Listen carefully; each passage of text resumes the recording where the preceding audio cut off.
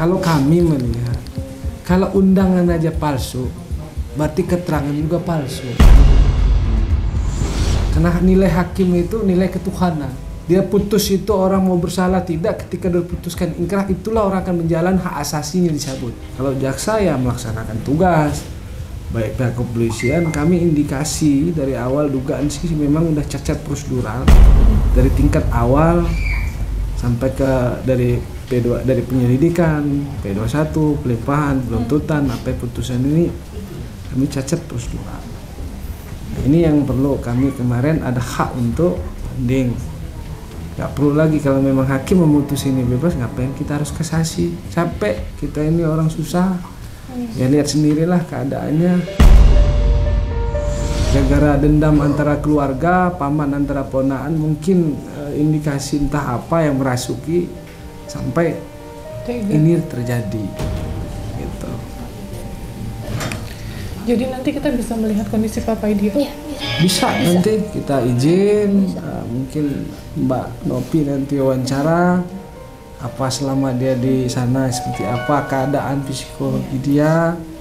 Ini kan belum, artinya belum ingkrah ya, masih ada perlawanan untuk membuktikan dalil-dalil yang telah diputus bahwa menganggap mereka menilai sudah memenuhi syarat untuk menjalani hukum itu. Ya, kami akan bela mati-matian juga walaupun kami dipertaruhkan, dicap sebagai pengacara, mungkin mulutnya seperti apa, terluput apapun, kami akan tetap menegakkan suatu kebenaran. Ya, bukan karena kami dibayar berapa. Karena ini ada indikasi yang artinya dizolimi menurut kami. Artinya dari pemeriksaan awal ini tidak, harusnya pengacara awal ini ditutup kasus itu, gugat pra peradilan, tapi situasi itu dimanfaatkan juga oleh oknum-oknum, teman-teman sejawat kita, ya kan. Seperti itu ya, ini dugaan harusnya putus dari awal, 3 mil ini selesai. Mungkin pasal ketersinggungan karena ditunggangi masalah ini sehingga ini naik, ini cuci tangan, ini berlepas cuci tangan, di sini yang terakhir ya izin ini nggak apa-apa sekalian kan. Karena juga teh kami kan dirumorin di Polres Mesuji kalau ibu ini kepala desa, punya toko baju besar, bisa kaya. Dilihat di belakang teh kalau kami ini cuman pedagang toge, punya tambak udang di ini katanya di 2. Apabila ya ini kan tayangan YouTube ya, semua orang bisa nonton ya, dari semua kalangan, bisa pejabat, bisa orang-orang yang insya Allah nanti ngebantu Mbak dalam hal apapun. Amin. Ada yang ingin disampaikan nggak? Netizen seluruh Indonesia, terima kasih banyak. Bahkan bila sempat baca di komenan ada sampai dari Jepang, Malaysia, Hong Kong, dari Kalimantan dan lain-lain. Bila ucapin terima kasih banyak ikut kawal kasus Bapak Paidi. Tentunya saya harapkan juga kepada pemerintah Lampung bisa dapat melihat di sini bahwa ada rakyat yang sedang berusaha mencari keadilan. Mohon sedikit saja uluran tangan untuk setidaknya mendengarkan keluh kesah kami. Dan saya berharap besar bahwa Bapak Paidi bisa bebas berdasarkan fakta dan bukti yang ada. Amin. Untuk wakil rakyat, Ketua Dewan Provinsi di bidang tapoksi pengawasan, mungkin kami juga akan hearing melihat kasus ini karena ini udah fenomenal. Dan bukan kena rekayasa, ini meledak ibarat fenomena gunung es tadi. Dia bergerak sendiri dengan cara tangannya sendiri, bukan kami buat-buat. Nggak cukup dengan kami dan nggak cukup duit 200 miliar. Ini jutaan manusia yang nengok. Jadi ini jadi bahan pemikiran kita, wakil rakyat. Teman-teman, ini ada wargamu, ada masyarakat rakyat yang butuh terhadap persoalan, ada ketimbang tindihan, ada indikasi dan dugaan. Mohon nanti kami akan hearing. Diterima, kami sebagai tamu akan mengadu agar sama-sama kita mengawasi di dalam proses peradilan di banding Pengadilan Tinggi Tanjung Karang. Terakhir, untuk Mbak M dan keluarganya. Iya, kalau kami sudah memaafkan tentunya, biar tangan Tuhan yang bekerja. Intinya yang kami mau itu cuma Bapak bebas. Amin ya Allah. Karena ada juga pesan dari Bapak. Dari sakit yang dirasakan, dia sempat bilang sama Bila, "Nak, jangan pernah kamu simpan dendam. Tetap ikhlas, kita maafin. Bapak ikhlas," kata dia. "Bapak ikhlas, Bapak cuma mikirin kamu, Gindah, sama Ibu." Mbak Nopi, terima kasih atas respon dan respek pedulinya terkait kasus ini yang menyedot seluruh masyarakat Indonesia. Ada yang mungkin tahu, ada yang tidak, ada yang berani komen, ada enggak karena nggak tahu persis. Nah, dengan adanya Mbak Novi ini mungkin salah satu kiriman Tuhan. Bagaimana nanti dipiralkan biar publik dan masyarakat Indonesia ini tahu, supaya nanti pelaksana ataupun aparat penegak hukum di sini, pelayan rakyat dan wakil rakyat lebih kepada bagaimana tujuan daripada negara hukum negara Indonesia ini. Mohon terima kasih, kita sama-sama sudah menyempatkan diri, bahkan kami tidak bisa sambut apa-apa dengan megah ya, ya Ibu ya. Cuman dengan tangisan kami wakili keluarga. Jadi aku juga dengar beritanya bahwa di YouTube ya, ada berita bahwa kata ibu orang kaya usaha ini itu, tapi itu semua dibantah ya Bu ya.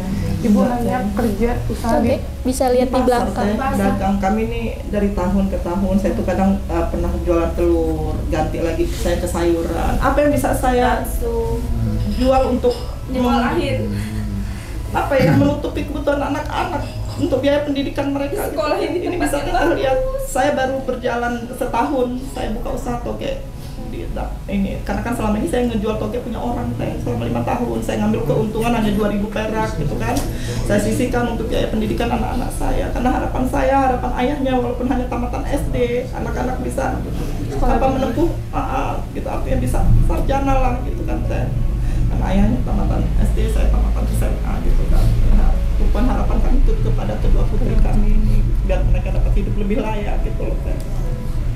Jadi nggak ada, saya orang biasa saja, bapak juga orang biasa aja. Memang yang dihembuskan ya saya ini kepala kampung, saya ini punya toko pakaian besar di pasar kedua gitu kan. Kemudian saya mau nikahin anak saya dengan acara besar-besaran, mau undang semua pejabat di Tulang Bawang gitu. Itu isu yang dikembangkan di Polres Mesuji waktu itu seperti itu gitu kan. Sampai tukang kantinnya loh kan yang ngomong juga waktu itu ke saya.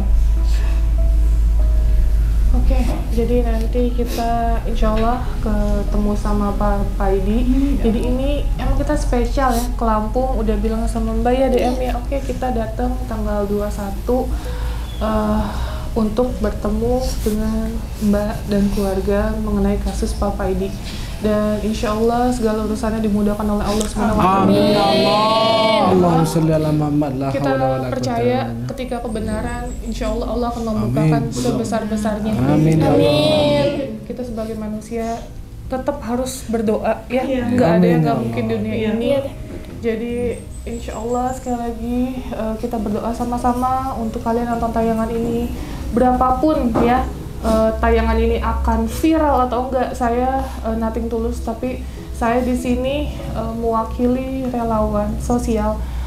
Insya Allah para pejabat dan orang-orang yang terkait bisa dilunakkan hatinya oleh Allah Subhanahu wa Ta'ala. Amin ya Allah. Saya hanya ingin menyampaikan Bapak Ibu, kita di sini hidup cuma satu kali. Kenapa enggak melakukan sesuatu hal kebaikan? Iya, amin, amin. Itu karena kita nggak ada reinkarnasi dalam hidup ini. Jadi hidup nggak ada 2 atau 3 kali. Jadi semoga sekali lagi saya bisa bertemu Pak Paidi dengan kondisi yang baik. Amin ya Allah. Amin, amin, ya Rabbal alamin. Oke, ikutin terus, kita lihat nanti kondisinya seperti apa ya.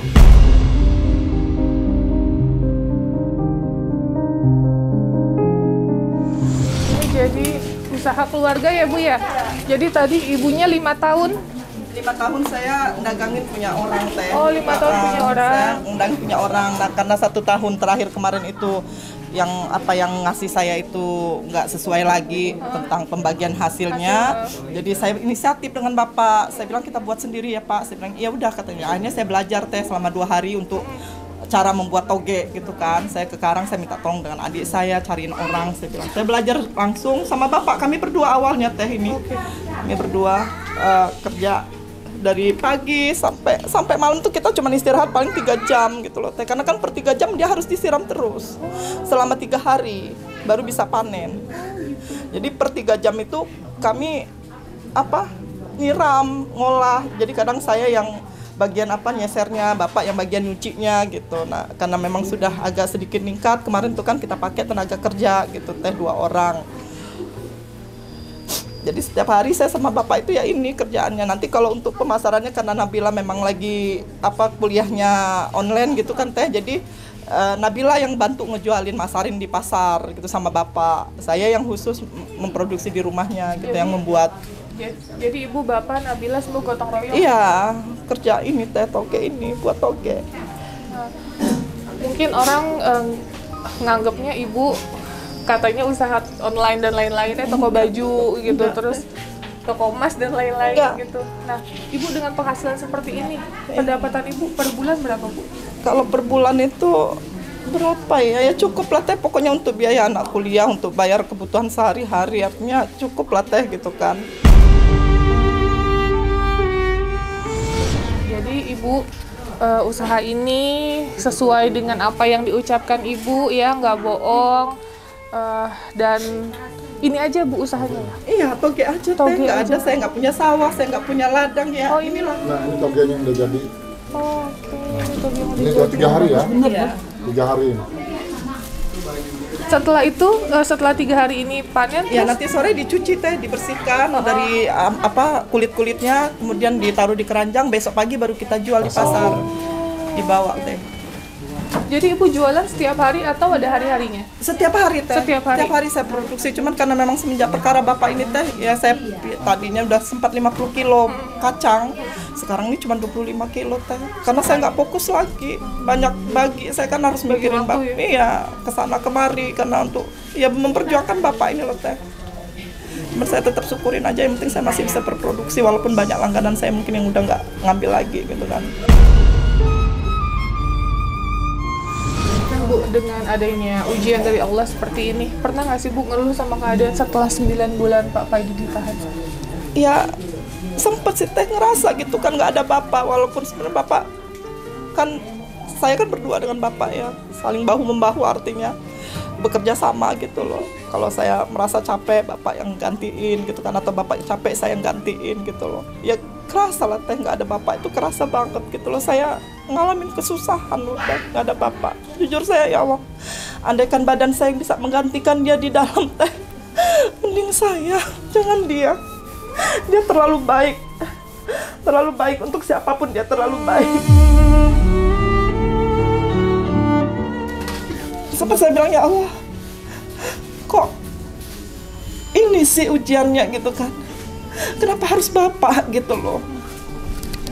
Alangkah banyak orang yang puas, yang liar di sana gitu loh, kenapa jadi harus bapak yang diuji, yang dikasih begini gitu loh teh. Tapi subhanallah, justru mereka yang memfitnah bapak, yang menjolimi bapak gitu kan, justru mereka menggali lubang kenistaan bagi diri mereka sendiri gitu loh. Malah justru bapak di sini diangkat dan dimuliakan derajatnya, karena memang betul bapak itu orang baik bener.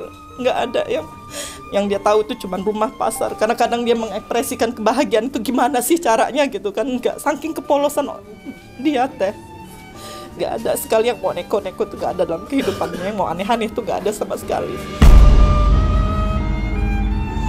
Sabar ya Bu ya. Iya teh.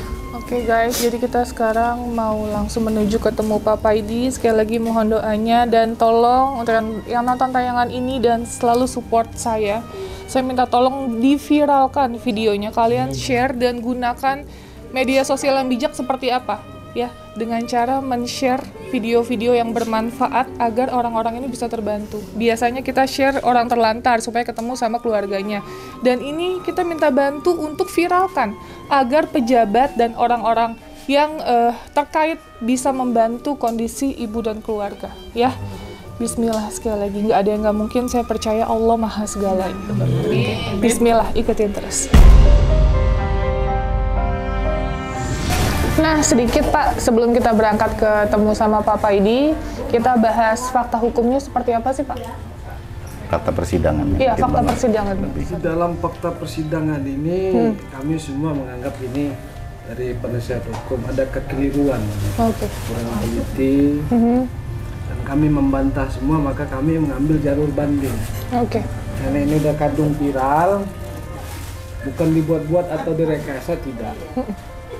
Mungkin inilah bentuk wujud daripada campur tangan Tuhan, sehingga ini bisa didengar oleh seluruh masyarakat Indonesia. dari kejanggalan atas kekeliruan putusan ini kurang dari pertimbangan majelis hakim, maka kami mengambil jalur untuk membanding suatu putusan ini. Mudah-mudahan nanti diterima oleh majelis hakim ini agar betul-betul dikaji betul putusan ini, karena ini menyangkut hak asasi, hak setiap orang. Jangan sampai anak yang lahir dari rahim rakyat yang di Republik Indonesia ini terponis akibat kelalaian dalam suatu pemeriksaan. Betapa pentingnya suatu keadilan, setiap hak asasi manusia berhak negara pun melindungi. Itu aja atas putusan ini. Kami berharap betul-betul diperiksa, diteliti, karena mahkota keadilan ada di majelis hakim. Yang pokok-pokok yang pertimbangan daripada majelis hakim, yang pertama menolak seluruh bukti yang kita ajukan, bukti yang meringankan daripada terdakwa. Yang kedua, masalah terkait kalau memang ada indikasi dari awal tidak cukup bukti, ada keraguan-raguan, majelis hakim harusnya lebih menguntungkan daripada terdakwa.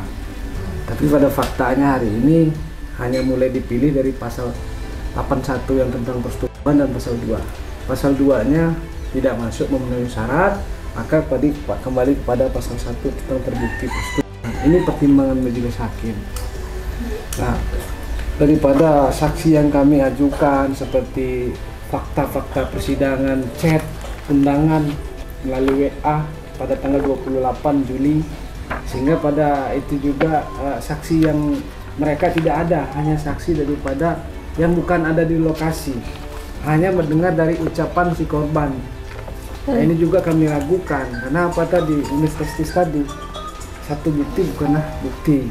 Nah, ini mohon pertimbangan pada majelis hakim. Itu yang kami harap. Atas putusan ini tentu dipelajarin lagi. Harapan kami, kalau memang tidak memenuhi syarat bukti permulaan itu, dua alat bukti yang cukup sesuai 184, ya majelis hakim yang memutus bebas. Tidak ada alasan untuk menghukum orang yang tidak bersalah. Oke. Nah, Pak Ali, kan tadi saya dengar bahwa buktinya itu Pak Idi katanya dengan celana pendek. Ya. Ada tambahan, Pak? Ya, terima kasih. Kalau untuk proses daripada putusan Pengadilan Negeri Penggala, ya intinya kita dari PH pun berkeberatan untuk menerima putusan kemarin ini dari Pengadilan Menggala. Makanya kita dari PH untuk melakukan upaya banding, dan alhamdulillah memori banding kita sudah kita daftarkan di Pengadilan Negeri Menggala. Nah, adapun saat ini kita coba untuk sampaikan juga dengan keluarga bahwasanya mohon doa dan selalu ya zikir, begitupun juga Pak Paidi, kita kuatkan lagi untuk keimanan kita karena ujiannya tadi. Nah, adapun yang memang informasi simpang siur yang baik dari keluarga alami, baik pun kami sebagai kuasa hukum yang banyak juga yang ngejapri ya kami ini, pokoknya bisa dilihat sendiri kondisi keadaannya daripada Pak Paidi dan keluarga. Alhamdulillahnya kami pun juga sebagai kuasa hukum memang dari awal sudah mewakafkan diri untuk membantu Pak Paidi, yang dimana kami tidak berbicara masalah yang lain-lain. Intinya kami berbicara untuk kepastian hukum dari Pak Paidi dan juga ketenangan hati jiwanya daripada keluarga besarnya Pak Paidi. Nah, di sini pun juga alhamdulillah banyak juga yang mensupport, yaitu karena Pak Paidi dan Bu Arneli memang bergeraknya di usaha dagang di pasar.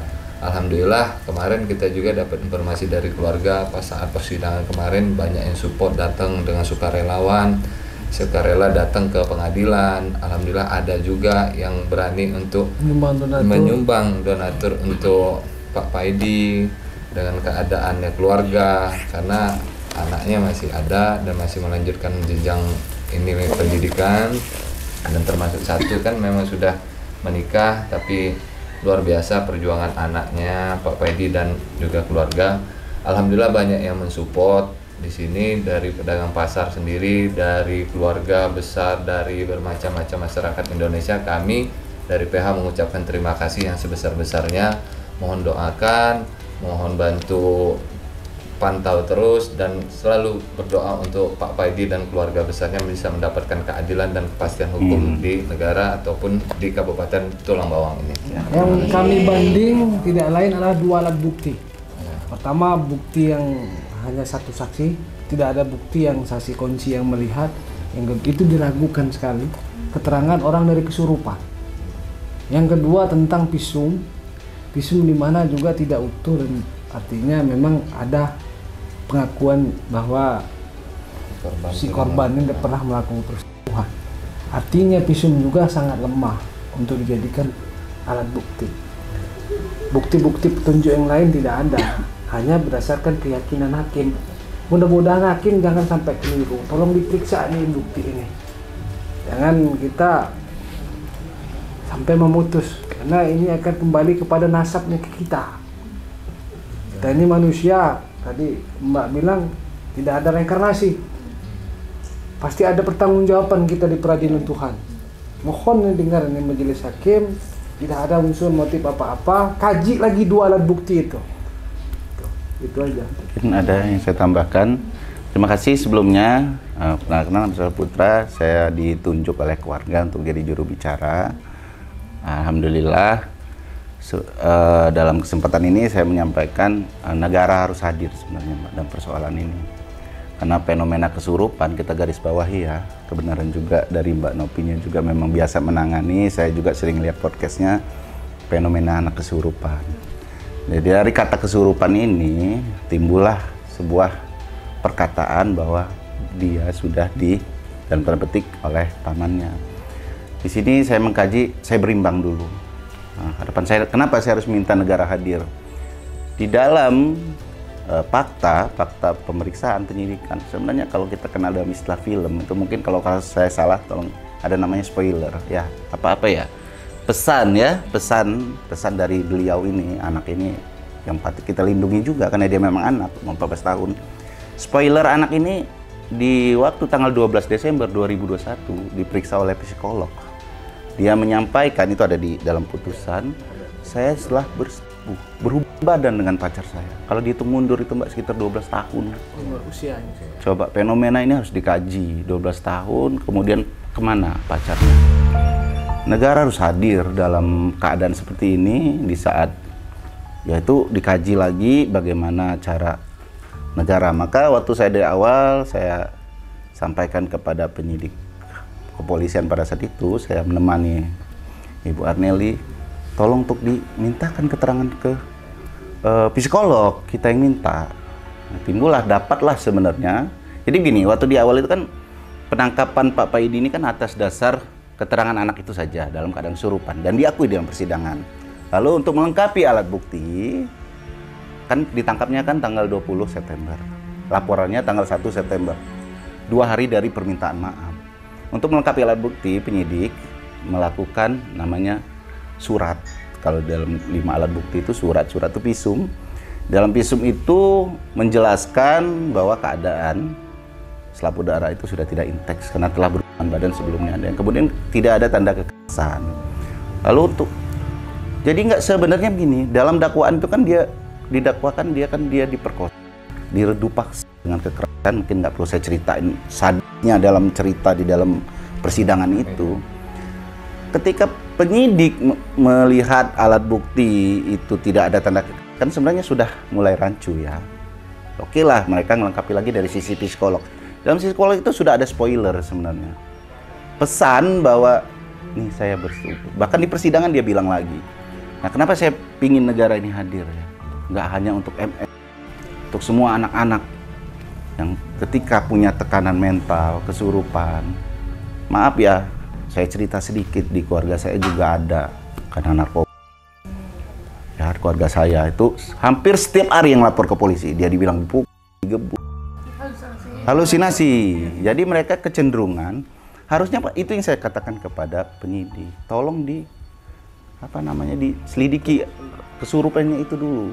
Dan di fakta 5 kali kesurupan, pesan dalam persidangan itu kan ada pelaku lain sebelum kejadian ini. Oke, karena ini sudah divonis kan, berarti dianggap hakim bersalah, tapi belum inkrah kan, kita masih punya banding karena banyak kejanggalan-kejanggalan. Faktanya jam 5 sore lewat 20, Mbah Casmini, tetangga, nenek, tidak ada hubungan keluarga melihat Pak Paidi masih di sini. Lalu dalam dakwaan disebut jam 16.30. Harusnya yang menghadirkan CCTV bukan pihak kita, karena dalam peraturan KUHAP, seorang itu, kami sebagai terdakwa, karena saya mewakili terdakwa, tidak dibebankan pembuktian, Mbak. Yang punya hak untuk melakukan pembuktian itu adalah negara, penyidik untuk mencari CCTV. Ini keterangan anak 16.30 nyampe. Pak Paidi pada saat ditangkap, terdakwa, pada saat langsung di BAP, ketika itu juga tanggal 20, menyebutkan dia berangkat jam 17.15, tiba sana 17.45. Kita ini zaman modern, saya aja bisa ngeliat dicek Google Maps. Kita cek Google Maps, ini nggak bisa dibohongin, map nggak mungkin kami ngerekayasa Google Maps. Itu perusahaan besar. Itu 20 kilo jarak di sana. Diprediksi oleh Google Maps yang pada saat itu kita hadirkan di persidangan sebagai bukti. Dan itu ditolak oleh hakim. Bahwa 30 menit ke sana.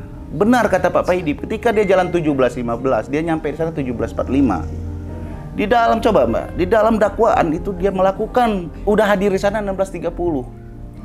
Tanpa ada saksi yang melihat. Sebenarnya begini, simpel kasus ini Mbak, kalau mau dibuat di SP3-kan. Ketika keterangan anak itu berbeda dengan kenyataan, apalagi diambil dari keterangan kesurupan, harusnya sudah dikeluarkan. Di asesmen, maksud kita kemarin tuh dari psikolog itu, forensik, harusnya psikolog forensik untuk mengasesmen anak itu, menggali.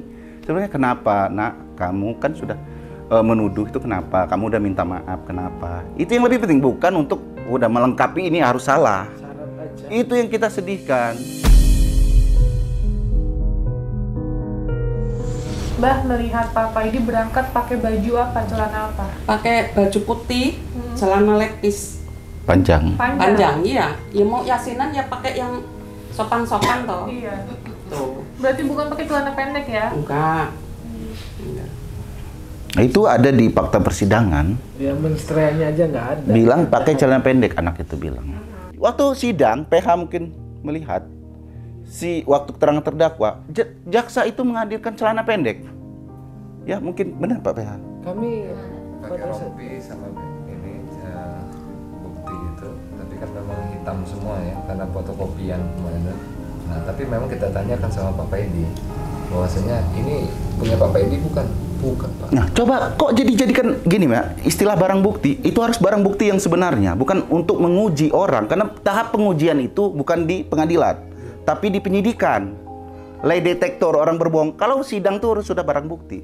Itu justru kita tanya, bagaimana, dapat dari mana jaksa menghadirkan celana pendek itu? Oke guys, jadi terima kasih banyak. Kita langsung menuju ke lapas untuk bertemu dengan Pak Paidi. Ikut kita.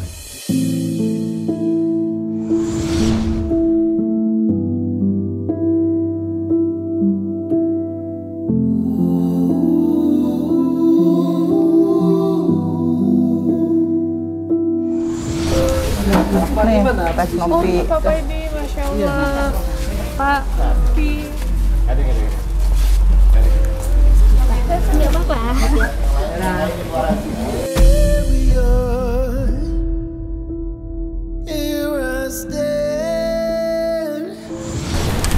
Alhamdulillah, saya bisa ketemu sama Pak Paidi.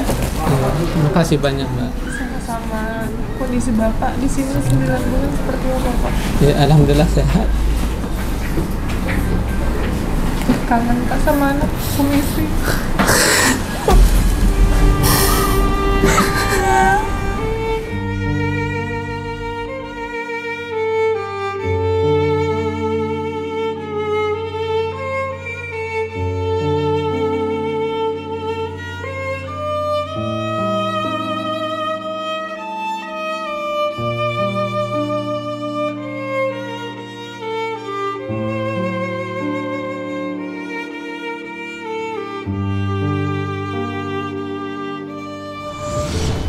Sabar Pak ya. Ya Mbak. 9 bulan bukan waktu yang sebentar, sangat lama, apalagi dengan berpisahnya Pak Faidi dengan ibu dan anak-anaknya, apalagi ini pisahnya dengan kondisi yang nggak baik ya. Iya. Apa yang mau Bapak ungkapkan?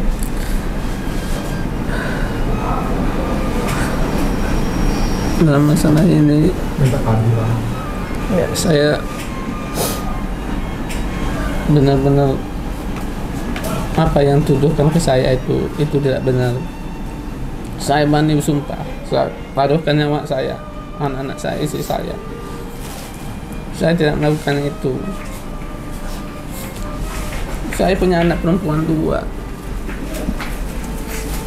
Bukan mudah untuk saya untuk membesarkan mereka. Saya jaga semuanya. Bahkan wudhu pun saya jaga. Tapi hukum di Indonesia ini seperti ini. Saya minta untuk dibebaskan. Saya mau kumpul dengan anak istri saya. Saya masih punya banyak tanggung jawab untuk mereka. Kemarin anak Bapak menikah.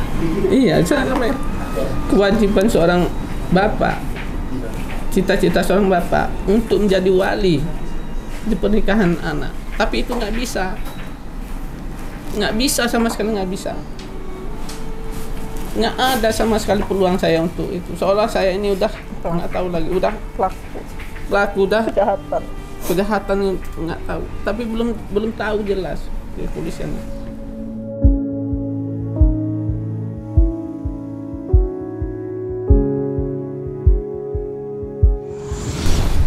Bayangin aja Mbak, saya yang besarin anak saya didik mereka. Niat terakhir saya untuk menjadi wali di pernikahan anak saya. Coba orang tua seperti apa kalau sampai melakukan seperti itu.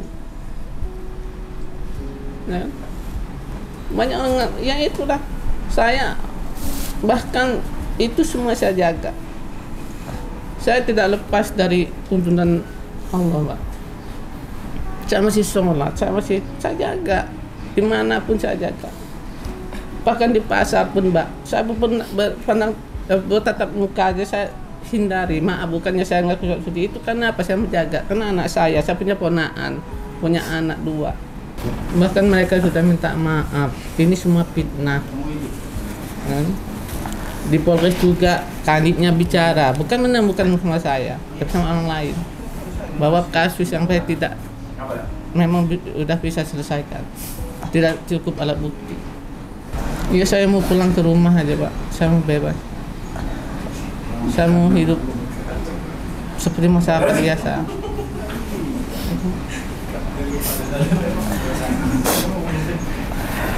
Sudah cukup menderita anak istri saya, keluarga saya Pak, dengan hal yang fiktif seperti itu.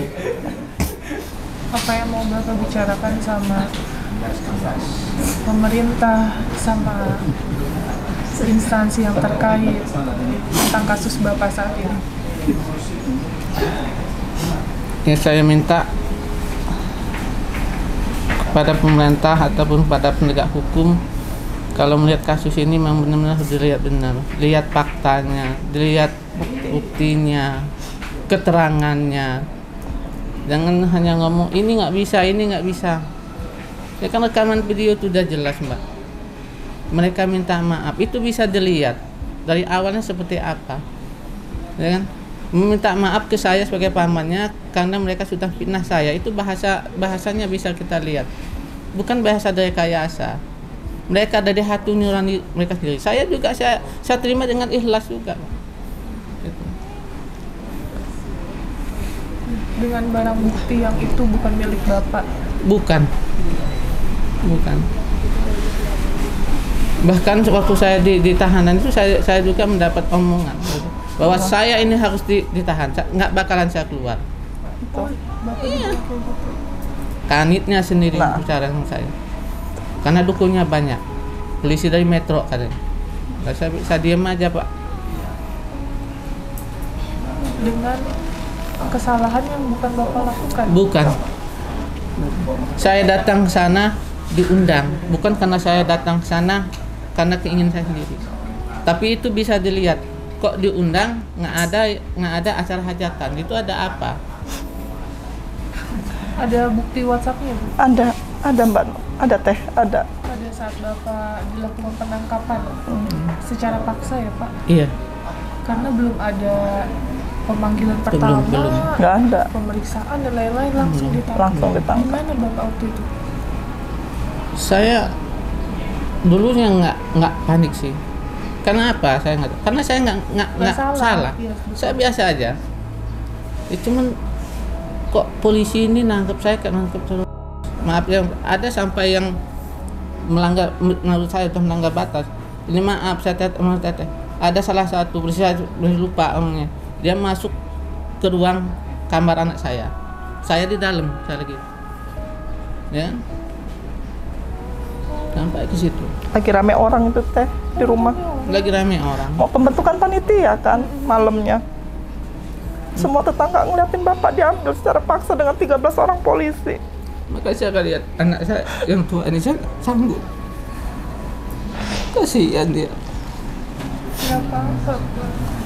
Gak apa-apa ya, udah ikhlas ya. Dan percaya coba, segala yang kita lakukan dan apa yang pernah Bapak tanam ke kami berdua tentang bagaimana kami harus menjalani sebuah kehidupan, itu yang kami pegang. Dan saya percaya dari dalam hati saya, Mbak, cuman hanya saya dan Rob saya yang tahu bagaimana saya mencintai Bapak saya dan bagaimana kami mencintai Bapak kami. Kan yang namanya anak itu, Mbak, kita sukses itu berlomba-lomba bukan karena kita mau jadi orang kaya ya, Mbak ya, tapi ada waktu yang kita kejar. Ada waktu yang kita kejar, kita ngejar waktu kita orang tua untuk membahagiakan orang tua. Nah, Rahmi udah di titik itu tuh, udah di titik, oh bisa nih Bapak mau apa, Ibu mau apa, udah bisa menuhin itu. Cuman kan mungkin Allah menguji kesabaran kita lagi, dan Allah juga mungkin menguji hati-hati orang-orang itu lah, Mbak. Kamu dengan jabatan kamu bagaimana pertanggungjawabannya, dan saya sebagai anak bagaimana pertanggungjawabannya. Ya, semua pasti ada hikmahnya, dan biar Allah aja yang ngebales. Itu yang diajarin Bapak.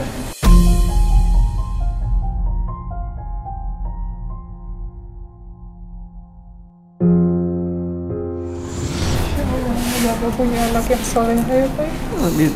Iya. Makasih juga Bapak sama Ibu kan udah nyekolahin dari SMP, dari TK, SD, SMP, SMA, bahkan di tempat yang bagus ya, Mbak. Karena Bapak sama Ibu nggak mau ngasih pendidikan yang hanya sebagai sebatas pendidikan. Di sekolah di tempat yang bagus, walaupun SPP-nya mahal, terus diizinin untuk kuliah, diizinin juga untuk nyari jati diri sendiri. Itulah bentuk orang tua kami. Didikan, karena didikan orang tua kan beda-beda ya, Mbak ya. Itu didikan ibu sama bapak ke kami. Tapi dirampas oleh orang-orang yang nggak bertanggung jawab kebahagiaan anak-anak saya, kebahagiaan suami saya. Udah direkayasa di ini, udah direncana. Saya nggak bisa menikahin anak, menjadi wali untuk menikahin anak. Padahal itu sakral, Mbak. Kapan lagi saya nikahin anak? Saya sudah minta izin dengan segala cara, tetap tidak diizinkan. Nggak bisa keluar, Bapak tetap nggak bisa keluar dengan jaminan apapun, tetap nggak bisa keluar. Intinya kami disuruh ada perdamaian dulu dengan pihak si ML ini. Kami nggak mau berdamai lah. Apa yang harus kami damaikan? Orang kami nggak salah loh, Pak. Kami nggak salah. Bapak nggak melakukan itu.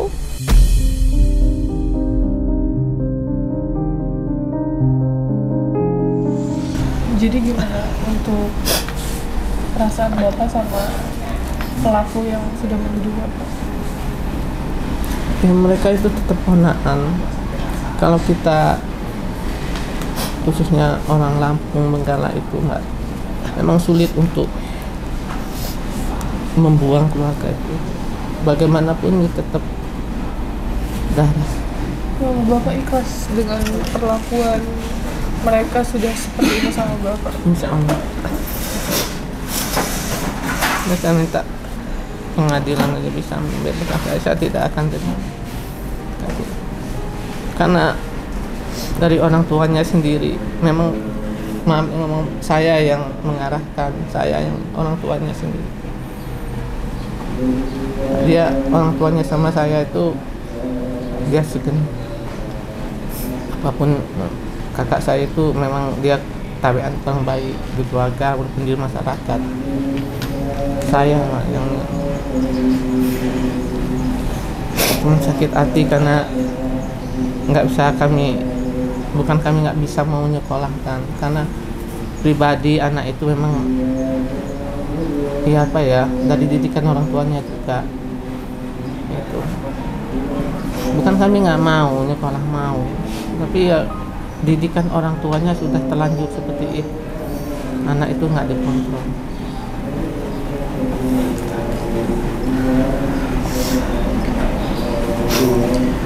Bapak, dengan beritanya viral, ini viral kurang lebih 1 bulan nih, 1 sampai 2 bulan. 1 bulan ya.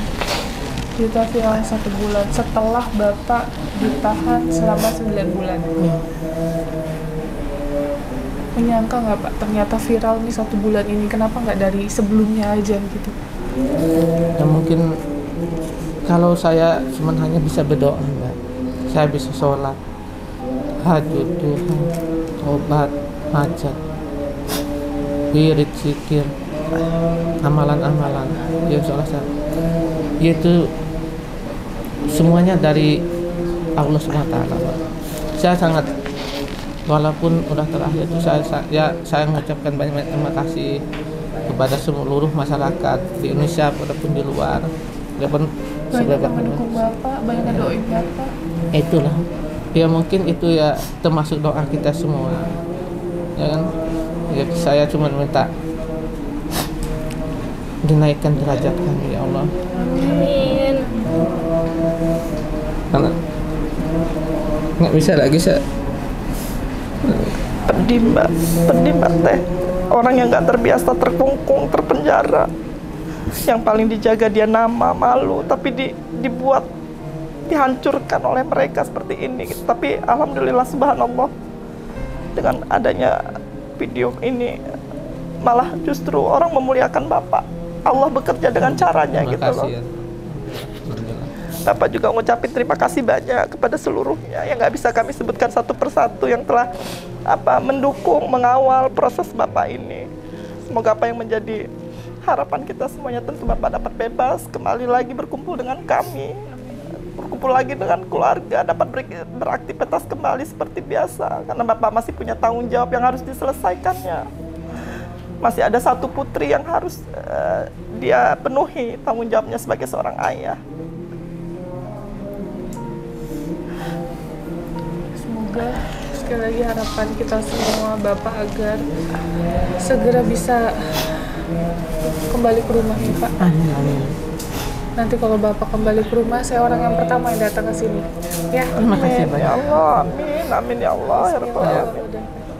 Ya saya juga nggak nyangka, terima kasih memang udah dari awal karena Teh Pertiwi ya. Saya sering Mbak ini nonton ininya, iya. Gitu kan. Bahkan saya yang terharu, kalau nggak salah Teteh juga pernah merawat bayi balita ya. Nah itu, ya Allah saya bilang masih ada seorang ibu yang bisa ya namanya seperti apa ya, istri Nabi Siti Aisyah, masih Bu hati mulia. Terima kasih banyak Teh. Semoga kalau bukan kita sebagai masyarakat sipil ini saling ya menegakkan, kayaknya negara ini butuh orang-orang seperti Teteh, butuh orang-orang yang peduli dengan hukum, dengan sosial. Ya, gitu. Saya juga banyak terima kasih atas Teteh udah meluangkan waktu ke sini. Dengan mudah-mudahan apa yang diinginkan Teteh, insya Allah bisa tercapai. Amin. Dan juga Teteh ya bisa jadi orang Indonesia yang sangat peduli dengan orang-orang yang tidak dipedulikan orang. Tapi Teteh saya lihat, saya sendiri, maaf ini udah cerita Teh, bukannya siapa, karena saya tuh jam 1, jam 12 malam udah bangun Teh, karena saya tuh nimang togen ya, jadi saya tuh kan kalau nggak lihat ceramah, saya lihat ini Teteh. Orang mungkin kalau orang biasa, kalau nggak panggilan dari Allah, Apa yang teteh lakukan nggak sanggup benar. Saya lihat sendiri kok, berjibaku di tengah jalan, sampai orang itu lari, sampai orang itu tunduk sama teteh. Masya Allah teh, suatu kan niat Allah ya. Mudah-mudahan ini jadi jalan. Terima kasih banyak teteh sudah datang ke rumah, sudah mengunjungi saya di sini. Ini suatu rahmat dari Allah SWT. Mudah-mudahan teteh dan keluarga diberi kesehatan, keselamatan. Namun saya tahu nggak ada seorang perempuan yang berani, yang mau berlari-lari, bekejar-kejar. Benar kan saya pernah di Surabaya di mana teh? Ya, orang yang rambutnya segini sampai dicukur besi. Siapa yang mengurus? Kalau nggak hati yang mulia teteh. Panggilan dari Allah. Panggilan dari Allah. Makanya anak saya dengar cerita itu teteh Pratiwi sering datang. Masya Allah saya lega.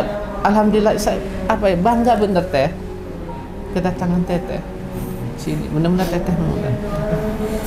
Makanya pada saat berita ini viral, ini sebenarnya viral udah lumayan lama, tapi kita tuh putus-putus karena kita nggak tahu kayak cerita detailnya seperti apa, karena kan cuma viral dari di TikTok ya. Viral di TikTok, terus akhirnya saya beranikan diri untuk DM langsung. Saya dikasih Instagramnya, DM langsung sama anaknya Pak Paidi. Saya DM, terus langsung Mbak bilang Teh Novi, langsung kayak gitu, loh kok tahu saya gitu.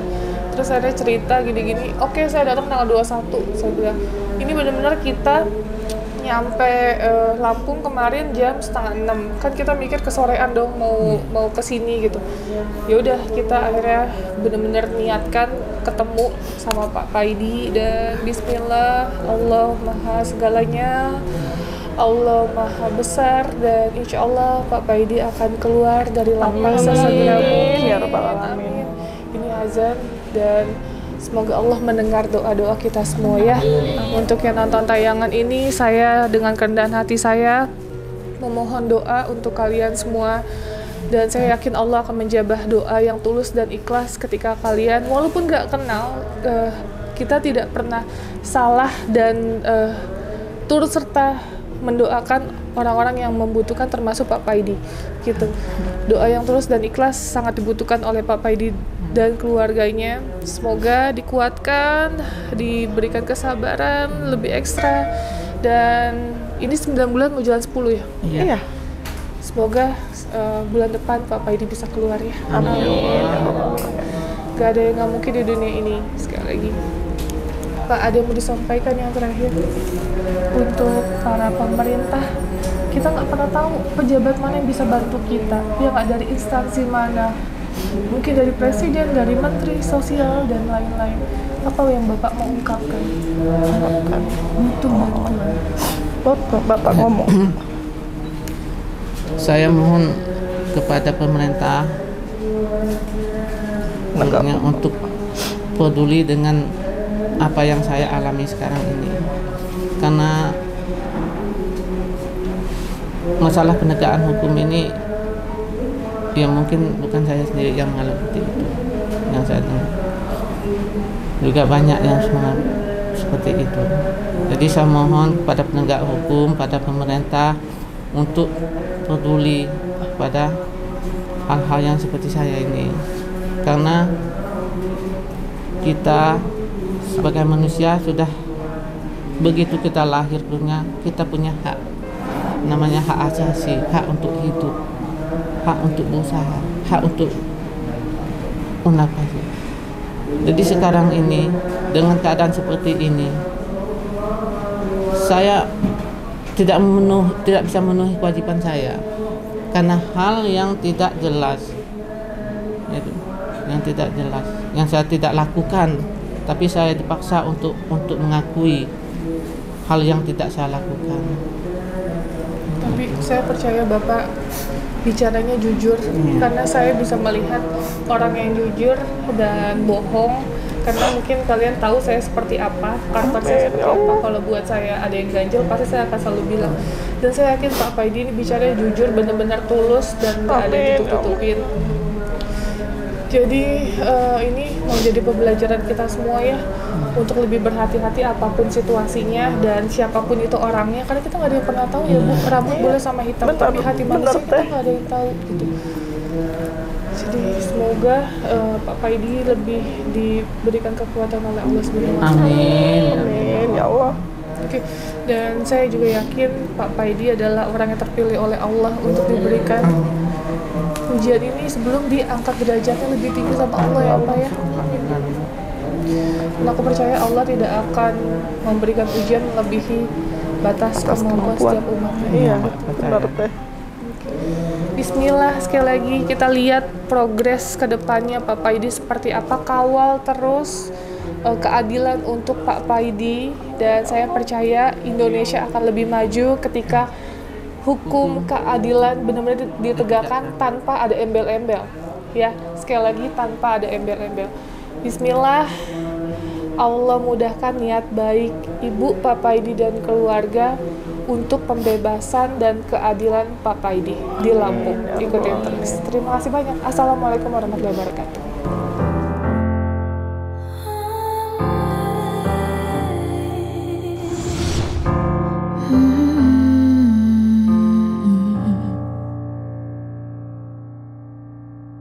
It's a little bit crazy. You're suddenly blurry now. I wonder if anything was real. All our history's hazy.